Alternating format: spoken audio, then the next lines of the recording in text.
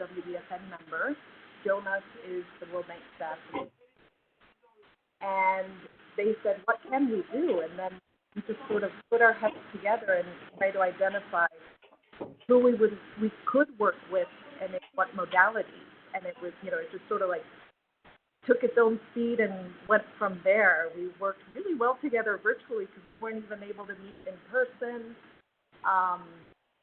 But yeah, we hit the floor running together, and then we're able to move things quite quickly. You mentioned when we were talking together. You mentioned that it was quite difficult to identify which charity to support. Could you tell us a little bit about that context? Yes.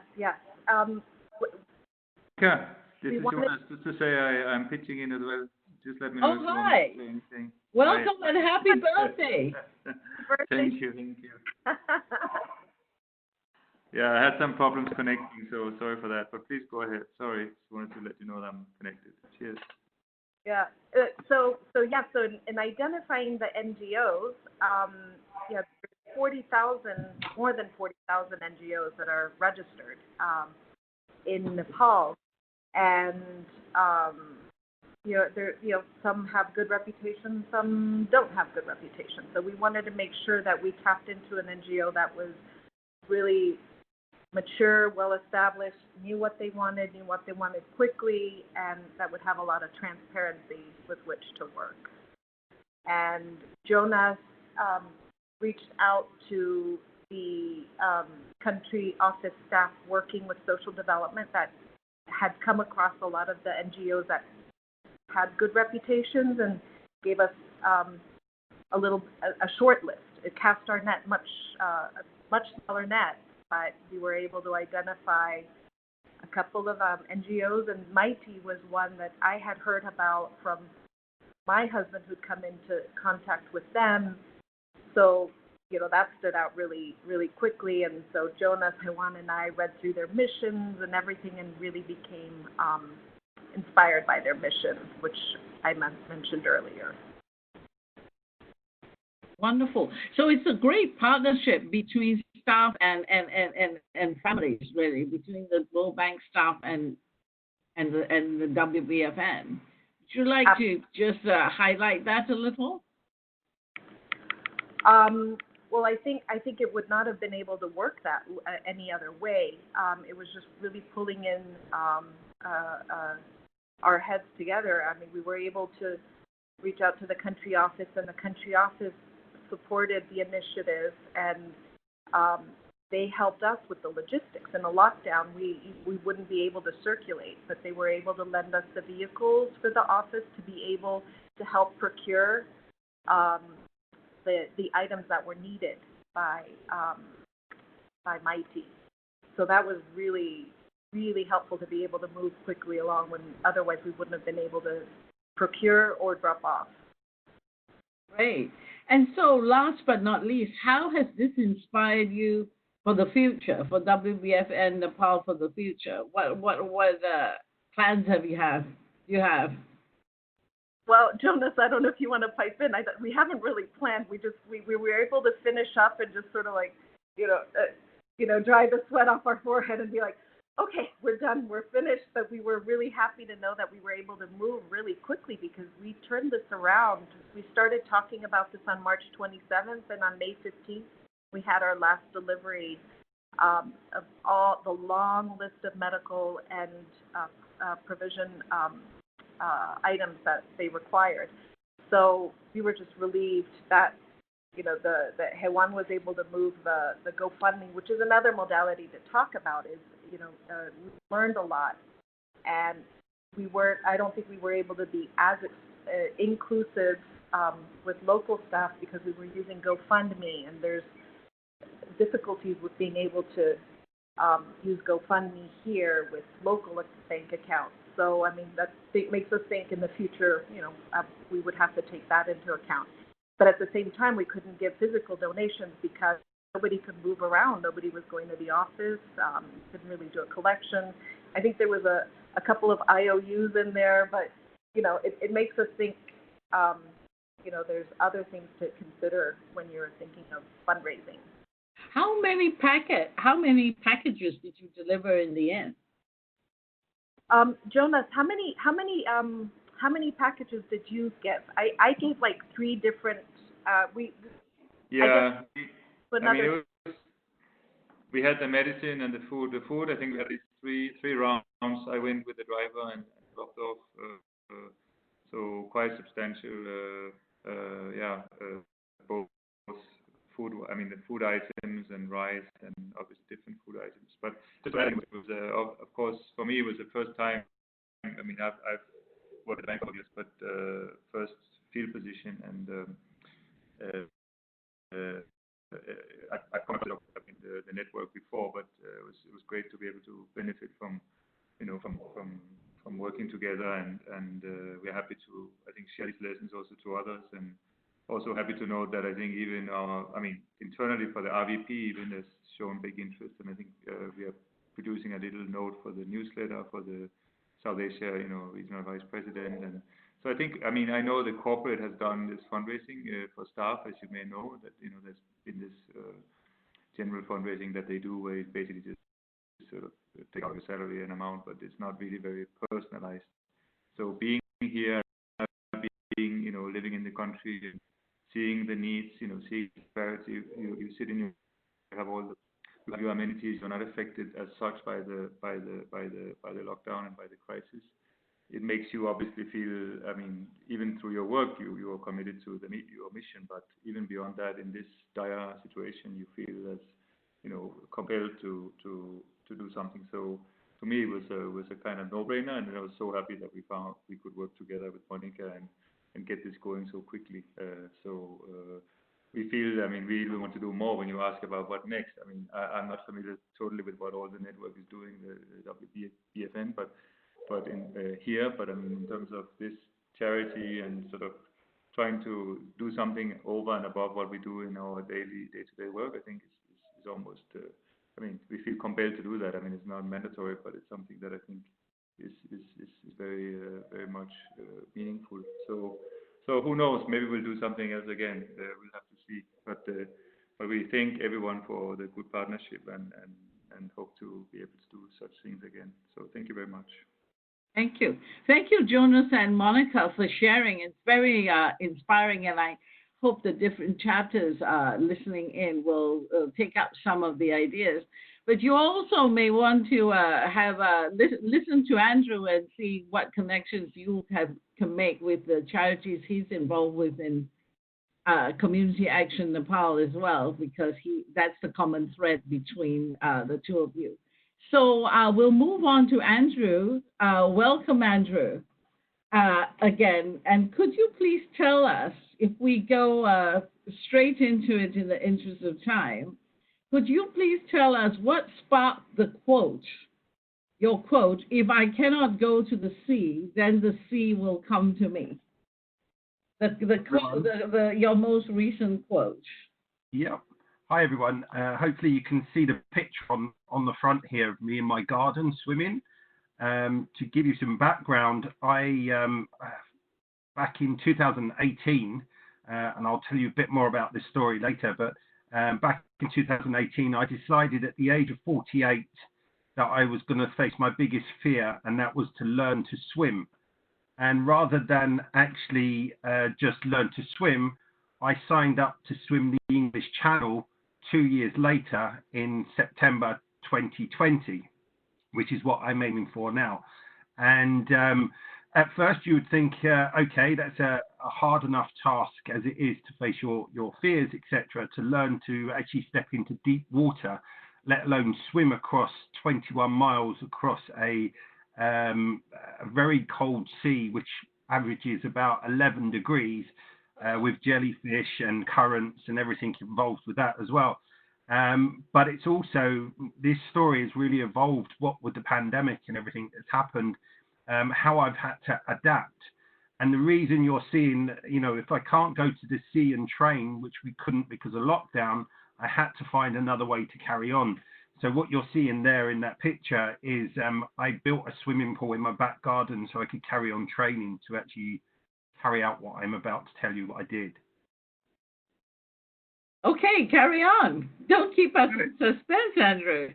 So I'll give you a little bit of background first. Yeah, I just want to say that's absolutely amazing what you're doing in Nepal at the moment. And I have a huge love of Nepal like you wouldn't believe. And it stems back to 2005 when I did my very first trek to Everest Base Camp. And what took me was it's the most amazing thing to do base camp and see Everest in front of you. But what grabbed me was the people of Nepal.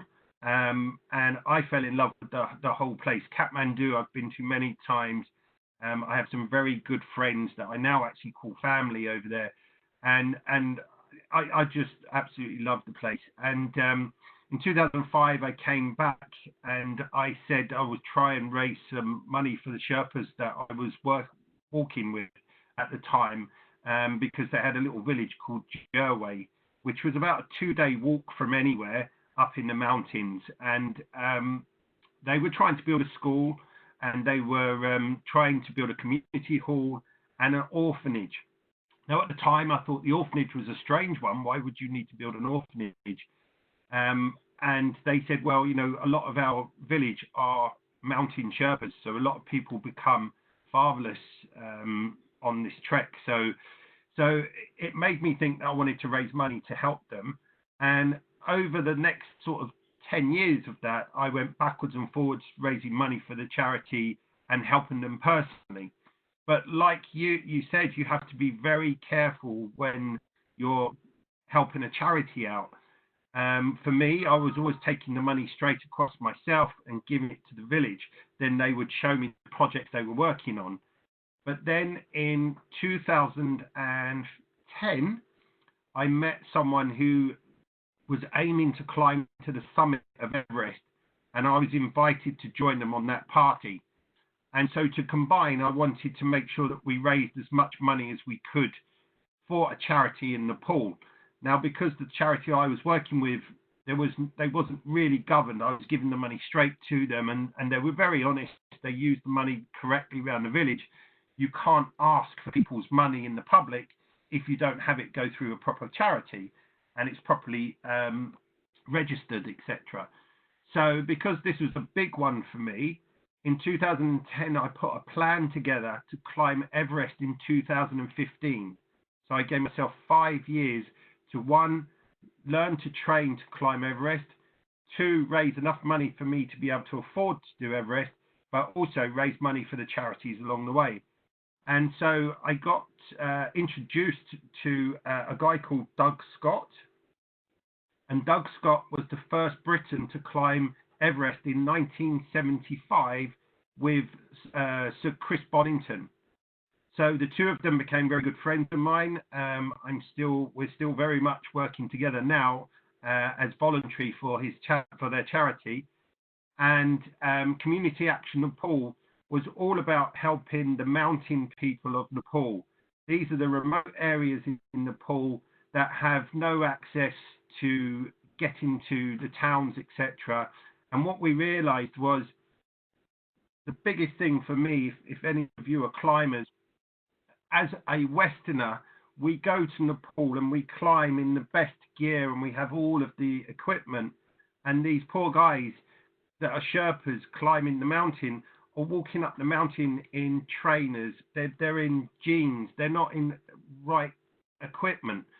So straight away, all the expeditions that I've ever done now, we make sure that the Sherpas have the same equipment as us. That's most important. But what really broke my heart, and this is the selfish side of mountain climbing. So it's a wonder I'm a climber, really. But when you see these climbers and they go to the summit and they get ill because we're not ready for altitude, not like the Sherpas are. When we get so bad, we get carried down so far and a helicopter picks us up and takes us off. The Sherpas are left there on the mountain. If they get ill, they've got to make their own way down, and that just wasn't right. So part of the charity that I help with, Community Action Nepal, is all about making sure that the mountain people of Nepal are looked after up the mountain. So Doug built a hospital at base camp, and the hospital is free for Sherpas or anyone in the mountains. It's free for any of Nepalese people to go to this hospital.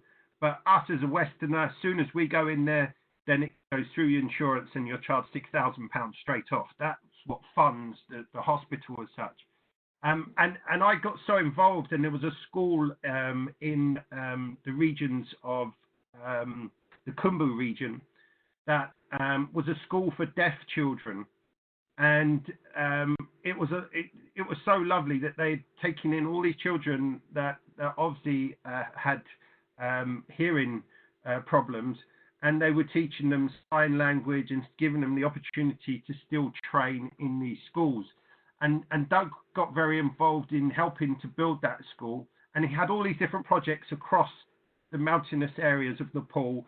And one of the biggest things that they've done is they've set up little medical centers in each of the villages, which is one nurse that goes, and this is incredible. When we go to Kathmandu and everyone meets in Kathmandu, these incredible nurses, they've walked for 3-4 days to get to this meeting, to have the meeting, and then they walk back, right? And this is what I try to say to everyone, to get a helicopter in and out is too expensive.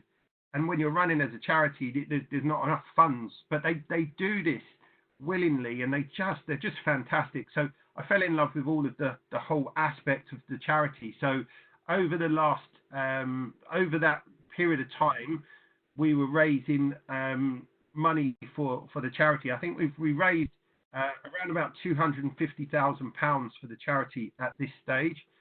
Doug has raised millions for it because of his status in the climbing world. But in 2015, I found myself on Everest, and I went to go for the summit like everyone else.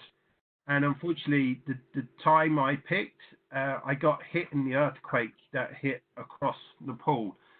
That broke my heart, not because of the summit, because the summit, it's never going anywhere. It's always going to be there. But what happened was me and the team were lucky to get off the mountain. If you remember the tents getting crushed in the snow, etc., we were lucky to get off.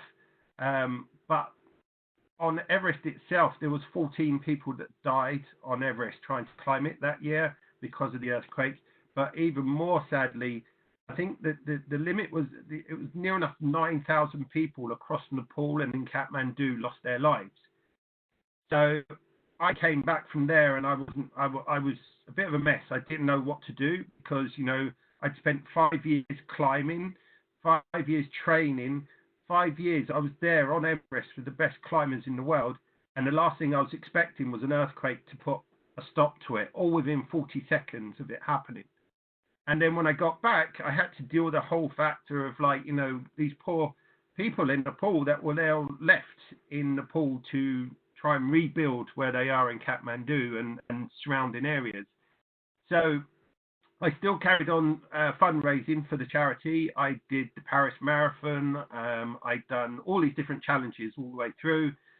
And then in 2018, I returned to Nepal, and I took a dinner party team, and we broke the world record for the highest dinner party up on the North Col of Everest, 7,000 meters on the mountain, all dressed in tuxedos with a table and chairs, everything. And we raised money again for Community Action Nepal as we did that. So that's my sort of connection with Nepal, if you like, of where I come from and why I love Nepal so much. And I intend to return as much as I can for the rest of my life, if I'm honest. I now help with the charity on a regular basis.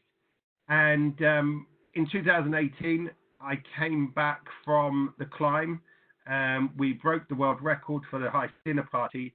And you would think I'd be really happy, but all of a sudden, this whole journey I'd been doing came to a stop because you're now back. You've set out what you wanted to do. Unfortunately, when I got back from to the UK, I'd been wrapped up in climbing the mountain and breaking the world record to find out that my dear old mother had been diagnosed with cancer. So I came back and was trying to sort out my mother. And then in September 2018, my mother went into a hospice, and they told me that she has about 2 or 3 weeks left to live.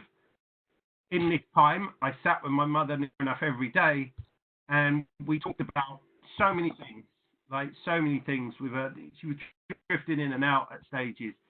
And I then confided in my mother and said, look, I'm thinking of taking on a new challenge.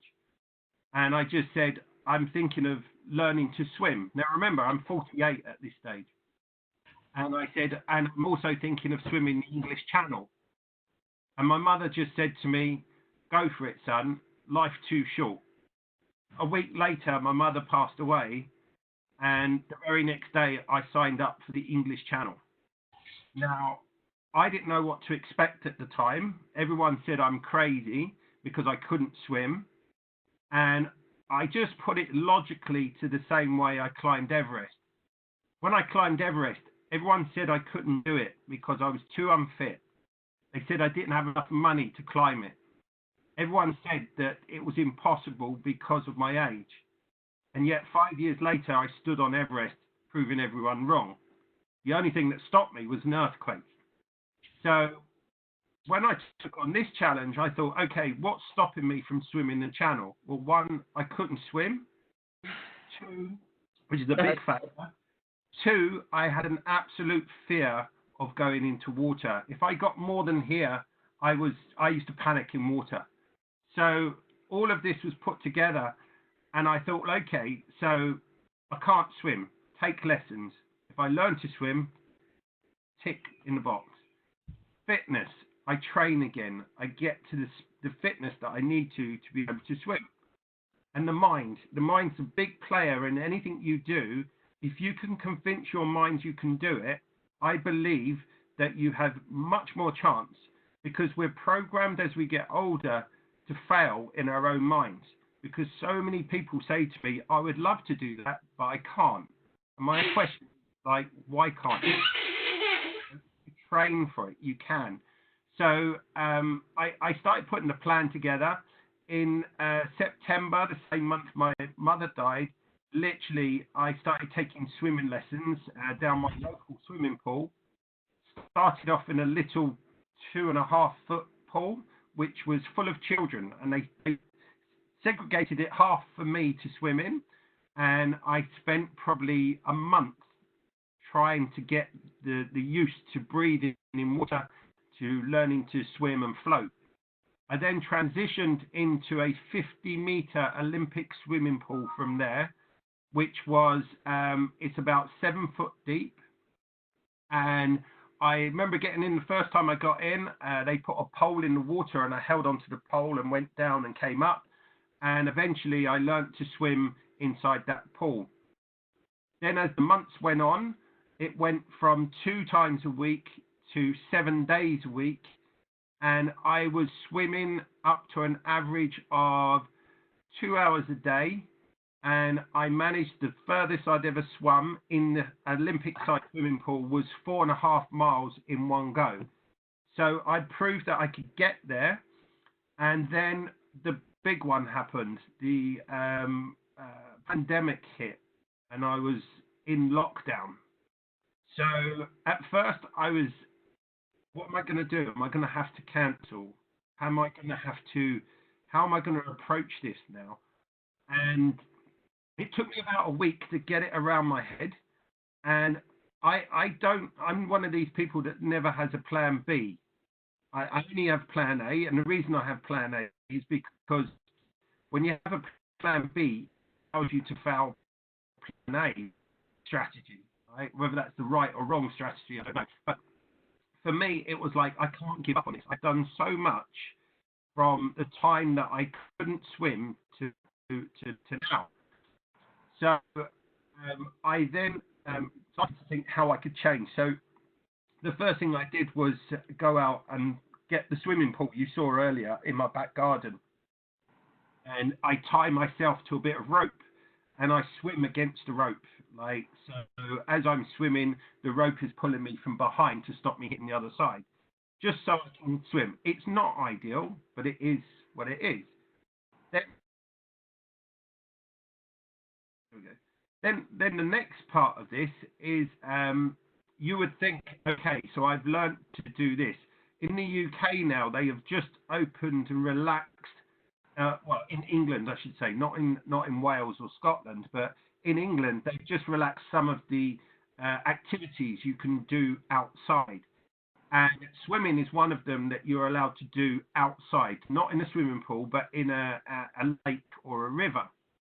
Now, if you imagine, the problem I have is I've never swum outside. I've always been in a controlled environment. And I now headed down 1 week ago to a river and got in a river and swam the river. I did about 2,000 meters, right? And it was quite daunting to get in the water because, one, you've got to social distance. So the rules are, with swimming, you shouldn't swim on your own. But I don't really have an option at the moment. So I have friends that walk up the bank to watch me while I'm in the water, or I have someone in a kayak that will follow me at a distance, or if I'm really lucky, someone will swim at a distance while I do it. And each day now, I've been really hitting a wall, if I'm completely honest. I'm 14 weeks away from swimming the English Channel, which is one of the hardest swims you can do. There's the currents of the sea to deal with. There's the salt water that makes you sick while you swim. The temperature, you can get hypothermia. There's so many things that can go wrong on this swim. And you would think that it would be okay, but every day I've had in the last week an obstacle in the way. I'm not giving up. But just to give you an idea of some of the obstacles I'm facing right now, is when I set out to do this swim, I had a friend who was going to swim it with me. Now, under medical conditions at the moment, he's no longer allowed to do it. So I'm on my own to swim the channel. It's a solo attempt. I've had 7 weeks of full lockdown. So my fitness, even though I was in a swimming pool in my garden, my fitness is not where it was. So I need to build that up. But just to give you some idea of some of the things that are still happening is the obstacles that I'm facing each day. And I've wrote some of them down, so I'm going to read them out to you. In order to be able to swim the English Channel, you have to do a 6-hour qualifier. So that's hard enough, I would say. The problem is all the qualifying teams that allow you to do this are on lockdown, so I can't get it booked up. So it doesn't look like I won't get to book that up for another month. The problem there is you have to do it in cold water. And in the UK at the moment, we're warming up. So if the sea goes above 19 degrees, the qualifying certificate won't be accepted. So I've got to find somewhere else I can do it. So I have found somewhere, and that's in Loch Ness, because Loch Ness is a Baltic water. So the water's always cold. The problem with that is at the moment, Scotland are not allowing you to travel across Scotland. Only England you can travel, and even then it's not far you can travel. So there's still a wall there to get around. Some of the other things I've got to do is I've got to have a medical by the doctor to say I'm fit enough to do this. The problem is the doctors don't see us at the moment unless it's an emergency. So again, restricted by this lockdown as such. Then there's the boats that take you across whilst you swim. There's 11 official boats that are assigned to the English Channel to do what I'm doing. They're very specialist in what they do. And when I booked the boat, the idea was we'd have two pilots, the skippers, two skippers on the boat. You'd have one person from the Channel Swimming Association to certify that I'm swimming correctly. And then I was allowed 9 people to join me on the boat. Those 9 people were 2 of my swimming instructors. There were 3 support swimmers. So as I swim and I get to the difficult parts, they would jump in and swim next to me as I swim across the ocean, and my camera crew.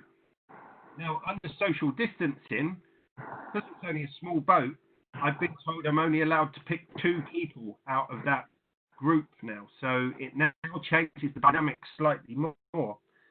But that's still not stopping me. We have been told that all boats in June and July are now cancelled. So hopefully I still get to do it because I'm doing it in September, but who knows? So all of these things all come to it. The other thing is, when you swim the English Channel, you're given a window. I've been given the week of the 8th to the 15th. And what happens is, when the weather's good enough, the boat people call you, and you have to be within 15 minutes away to be ready to get into the sea. That sounds simple, except at the moment, all the hotels are closed. There is no one able to put me up. So it looks like I'm going to be camping on the beach waiting for my call before I do my swim. So again, there's always an answer to get through this and get through to the next stage, but you keep having to reinvent every day how you look at things, because every day there's another wall to knock down. But in my eyes, I'm hoping to make sure that I do break the record, which is actually my own record to swim the channel. The other thing to this as well, France at the moment is actually not allowing us to touch the beach. So if I can't climb onto the beach, I have an even bigger problem. So in my eyes, maybe I can just swim near the beach and stand in the water, not actually go onto the beach. If I go onto the beach, I'll be fine or arrested. So unless they release that, I will have another problem. So all of these things come at once. But I'm a great believer that you should always look at the options, because nothing's impossible. So I've come up with 3 solutions to this.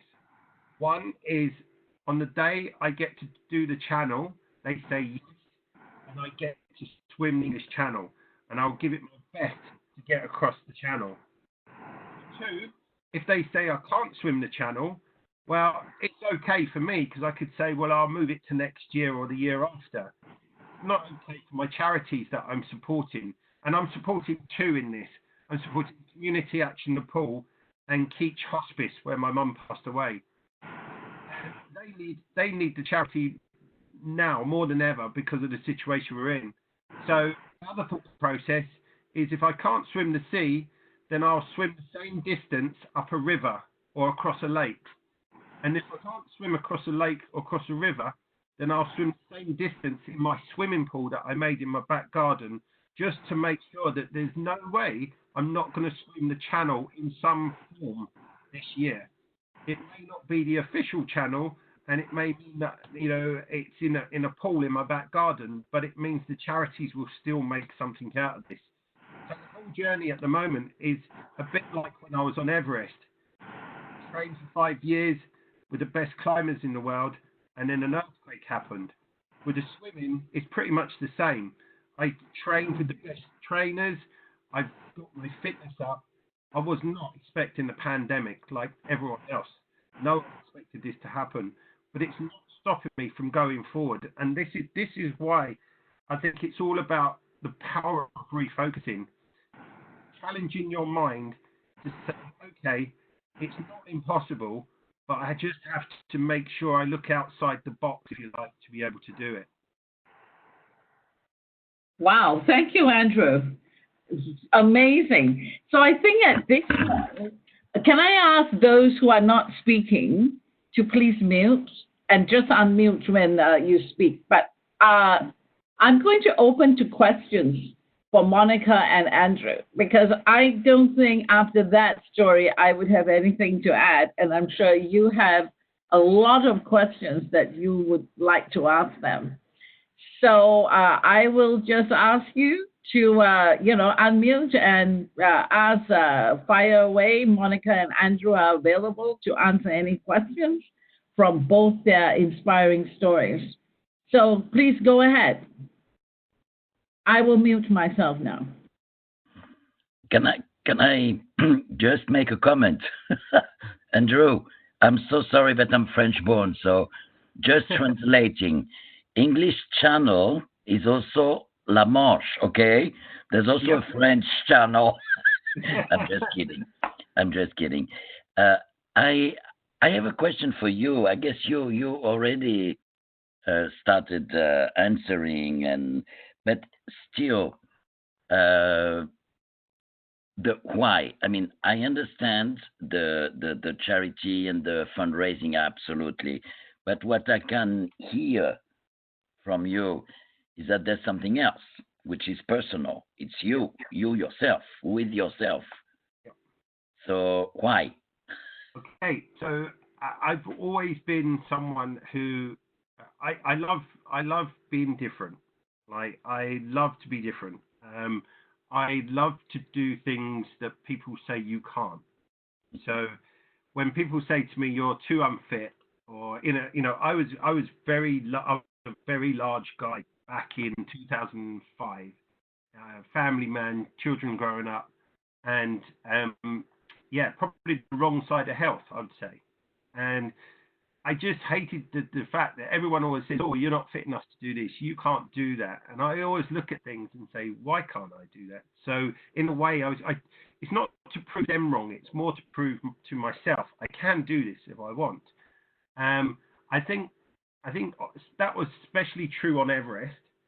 I'd always read stories about Everest, and I always thought it was out of touch. And then this light bulb moment told me, actually, this is possible if you put your mind to it and you take the right approach. I think my life changed, obviously, because of what happened on Everest and my love of Nepal and the people of Nepal. So for me, there's a pull, to raise money for them. This time round, the swim, I think there's two things. One, again, I want to prove people wrong. I want to show people that if you face your fear full on, you can tackle whatever you're facing in your life, right? And I give talks about this all the time. I think with this one, there is, I think with my mother, with her passing away, I didn't grieve like my brothers did. Like my brothers were very much, we were all emotional, but I was, because my mum lived near me, I was dealing with the everyday that they didn't see, the everyday of, the everyday of dealing with the illness itself. Anyone who's been touched by cancer or any illness, it's horrible, right? And then I think after my mother passing, it was an easy way for me to throw myself straight into this, because that's how I deal with things. I tackle things straight on. I don't, it's, for me, it's either clear or it's not, and then I go for it. If I've set the goal, I know where I want to finish. All I see is myself walking out on the beaches of France, right? Whether they allow me to or not is another thing, but that's what I see. It's me, and I think for me, this is me in a way still grieving, if I'm honest, but it's the way I deal with it, right? So when people say, "Why do you do it?" I just love a challenge. I mean, I ride. How many cyclists have we got on here now? Probably most people own a bicycle or they've ridden a bicycle in their life. I own a bicycle, but it's not an ordinary bicycle. I ride a penny farthing around my village, and that's a big wheel bike and a tiny little wheel at the bottom. So it's like a penny farthing is a old antique bicycle, basically, with a big wheel. And I ride one of those, so I'm always different. There isn't a time when I do anything more. But at the same time, for me, it's making a difference and it's touching people. What I found is what I do. This story, when I tell people, they embrace it, and whatever you take from it, it's your story as well as my story, because I think everyone has an Everest to climb in them. I think everyone has the channel to swim between them. It's just different. It's just, it could be the smallest thing, but to that person, it's a really big thing. So if you can face that challenge, that fear, or just think, actually, I'm not alone in this, right?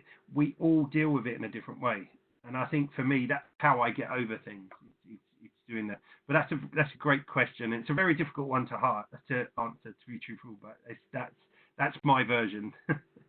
No, thank you very much. The answer is brilliant. And I was going to say, you could decide that you will learn piano, and in 2 years you will play symphony in public. Yeah, But why not? no, you need to put your physical, your body into it, right? So that's called my attention. Thank you very much, Andrew, and congrats. Yes, You. That was a very wonderful answer, especially the whole part about grieving and having our personal errors and channels, so to speak. So, does anybody else have a question for Monica or Andrew or both? Go ahead, Nadia. Hi, I would just like to comment very, very special thanks to our champion in Kathmandu, Monica. Monica, whose house is always open for new families to relocate to Kathmandu. We really appreciate all her efforts and her positive vibes in the network there. She keeps reassuring people of good news and spreading actual news of what's happening, what's lost, what's open. She really has been very instrumental in this lockdown for the people there, for our network there. Thank you so much, Monica. And Andrew, I haven't heard such an inspiring story for the past 3 months. This is such a good story for me. Thank you so much for sharing. Thank you. I needed it. I have been locked here for 3 months now, and every time it gets down a little bit, but this is quite inspiring for me. Thank you. Thank you. Anybody else? Just to piggyback on Gadir, we have several champions here that I really want to recognize. We have Saraf and Bushra in Islamabad, and beside them and Monica, we have Fatou Nakulima in Paris. We have Sata in Yaoundé. We have a kind of fake champion, Beverly. Fake because she's in India, but she's supposed to be the champion in Nigeria, so it's a bit of fake. She's stuck in India, cannot go back to Kathmandu, to Abuja. And we have Laurent, who is our regional champion for Africa and Middle East. Am I missing any? I would hate to do that. I hope I mention all our champions. If not, I apologize. That was just my 2 cents of appreciation. Yes, thank you. We the rest of the team want to echo that. Thank you so much worldwide for all that you do to welcome our families. It does make a difference. Does anybody else have a question for Andrew or Monica? We still have a few more minutes.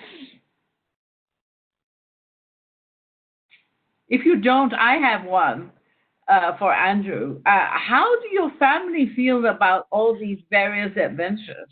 I was actually going to say, what does your wife say? Well, it's a good question. I'm lucky that my family are all so supportive. They, my whole family have always supported everything I do. I must admit, when I came back from Everest in 2018, my wife actually said to me, "Can you not do anything at high altitude anymore? Maybe something at sea level?" And I went, "Oh, there's an idea." So we do joke about that, but they're so supportive, and I couldn't do it if I didn't have the support from my family, my friends, and everyone I know that really gets behind what I do. Because believe me, I'm like everyone else. You have to get up and you have to train and you have to do all of the exercises and everything to go through it. But I'm like everyone else. I would rather sit on the sofa and not actually do it. There's days I do not want to get out of bed. There's days that I look out the window and it's raining or it's snowing or it's icy or it's cold or it's too hot. And I then think, all of the people that support me and push me along and look at my websites and my blogs, etc. And they if I don't do it, they know, and they're like, you haven't done your run today, or you haven't done your swim today. So it keeps me going, if I'm honest. And I think that's a great way of understanding, you know, the support that you get around you. But my family, probably the most supportive. They're probably fed up with hearing the same story again and again and again. I'm not allowed to talk about swimming in front of my wife, actually. but it's great to have their support. I couldn't have done it without them. Okay, thank you. Question. Can I ask a question to Monica? Monica, yes, you are here. Monica, how do you see the future of this project you are working on? I mean, this support, this partnership with the office and to MAITI. I mean, it doesn't look like it's only because of COVID crisis that the need will still be there in a year, 2 years, 3 years. Right. So will you continue? What will change? What's your view on that? That's a great question. I think it's something that I think it was such a good experience to work with them organizationally. They were so in tune with what they needed. They were able to just give the feedback we asked, to make a priority list, first priority, second priority, third priority. They were really quick. I mean, it was just such a pleasure to work with them at a fast speed. I think it'll make working with them very easy in the future. We've spoken with Jonas and with Hewan. I think we've lost Jonas to his birthday. That once lockdown lifts, we're going to go visit them. We're going to go hang out. I've spoken to them about maybe helping them designing. They work with like manual crafts for the women and helping them design things. And, you know, just putting myself out there to try to help them with, whatever they would need. I don't know. I don't know if we would be doing this kind of work with them in the future. I don't think there'll be as much of a need with that. But, you know, doing book drives or having, the kids go visit, trying to, make their lives a little better and, give back to, the director for having dedicated her life to such an organization and so many women. I think there's a future. Thank you. Thank you. Well, we're coming up. I think Beverly had a question. Oh, Beverly, go ahead. Sorry, a question for Andrew. So, first of all, thanks to the Nepal chapter. I'm so impressed by what you've been doing. For Andrew, I was just wondering where you live in the UK, Andrew, because I grew up like in Kent, right next to the sea, and you used to go back and forth across to France quite often. So just curious, are you do you live near the sea? Or? I live in Bedfordshire. Okay, so then I was wondering about why Loch Ness. Is there not a lake in the Lake District that you can do this? So Loch Ness is because it's a Baltic. It's fed by the Baltic Sea or something. Baltic Sea because of the depth that Loch Ness is. I think it's deeper Loch Ness than width-wise. And the others they're not cold enough for the qualifiers. No, I mean, so interesting. It's crazy. It's things I never thought of. Like, and in Dover at the moment, the temperature in the water at the moment is 17 degrees already. Believe it or not. So I'm like, okay, so I could go down there and swim for 6 hours. Yeah. In that 6 hours, if it goes over 19 degrees, they won't accept my swim certificate. Wow. And because when I do it in September, it will be about 11 degrees. So they want to make sure that I can swim in the coldness and I don't get hypothermia, etc. Wow. So although I've had training on Everest, sleeping at -30 in a tent, it's not quite the same as being in water at 11 degrees. So so at the moment, I'm swimming in the River Ouse in Bedfordshire. And I've just, like I say, I only got in last week, and I'm now, yesterday was the first day I swam without a wetsuit, so I'm acclimatizing quite well, but it was very warm, even in the river. So it's finding that coldness to be able to swim. But I've actually got some very good help by the King Swimmers in Dover. They're an organisation that he swum the channel 47 times. Incredible, right?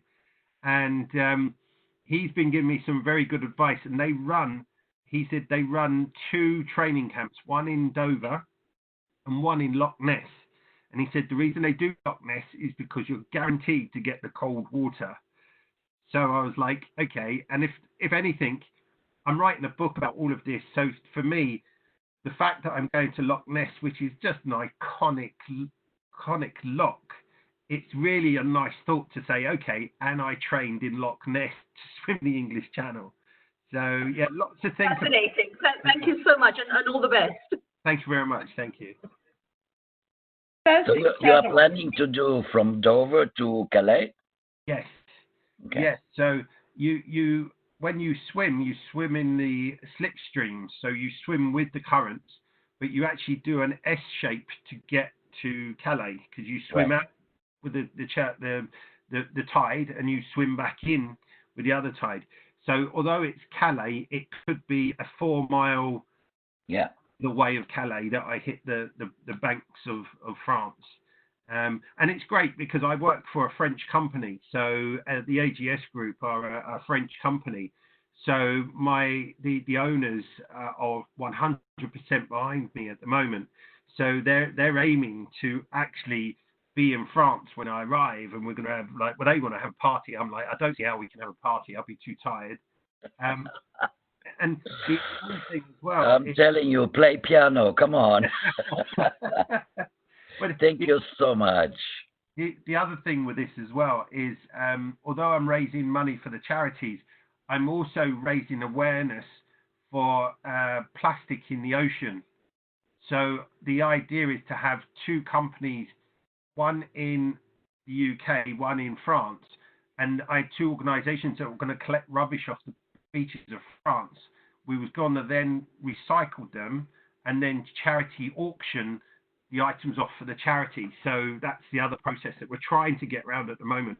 But you can't have crowds of people together at the moment, so it's becoming quite difficult every day, but we will get there. Well, thank you very much for that. I'll wrap up before asking Padmini to finish off or tie the bow, as it were. So thank you. You've given us a lot to think about, Andrew and Monica, especially thinking about COVID and, the things that, as you said, that I had never thought before.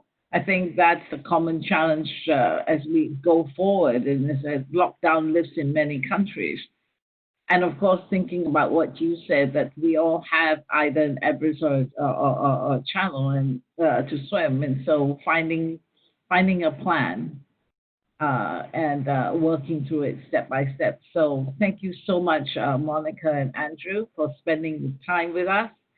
And I think if you could see the chat, many people are saying thank you and how inspired they have been with what they have heard today. And I think there's some requests about you have a website where you have your yes, Sata, we can circulate that. We have that, and how your story has really helped them today. So thank you. Padmini, now over to you. Thank you, Yvonne. Many thanks, Monica, for talking to us about MAITI and your work with the MAITI organization. We are so proud that WBFN, our chapter there in Nepal, is doing such good work, and it's inspiring to all of us around the world, especially during COVID. I'm really happy to know that you're doing this. And Andrew, there are just so many takeaways from your talk today. I don't even know where to begin. I just love that when you said that each one of us has a fear that we are facing, and there is a way to get around that fear, overcome that fear. And I think that is a wonderful message to take away. Your determination and your hard work towards accomplishing your goals is just breathtaking. And thank you so much for sharing your experiences with us. Like Yvonne said, there were all these wonderful messages in the message box, which I don't know if we are recording them somewhere. But one of them was courageous and inspiring. The other one was determination at its best. So our entire community is inspired by your talk today. Thank you very much. And then above all, thank you to all our members for joining us today. And I hope this time of 8:15 a.m. in DC on Thursday morning works for you all. And we hope to keep coming up with such good and inspiring content for our community. And keep joining us. Thank you again, everybody. And please all keep in mind that every Thursday, same time, we will be visiting virtually a country office. So next week will be Paris. We are not visiting Paris. We are visiting our chapter in Paris. So every Thursday morning, same time, we will be going to a country office. Okay? See you there. Thank you. And Andrew, you can come back and tell us after September what you finally did. We chose three options you chose. Thank you so much for taking the time, Monica and Andrew. And stay safe. Yeah, thank you for having me and listening to my story. I'll send across the website details so you can share that with everyone as well. Will do. Okay. Thank you. Okay. Bye. Bye, everyone. Bye-bye. Bye.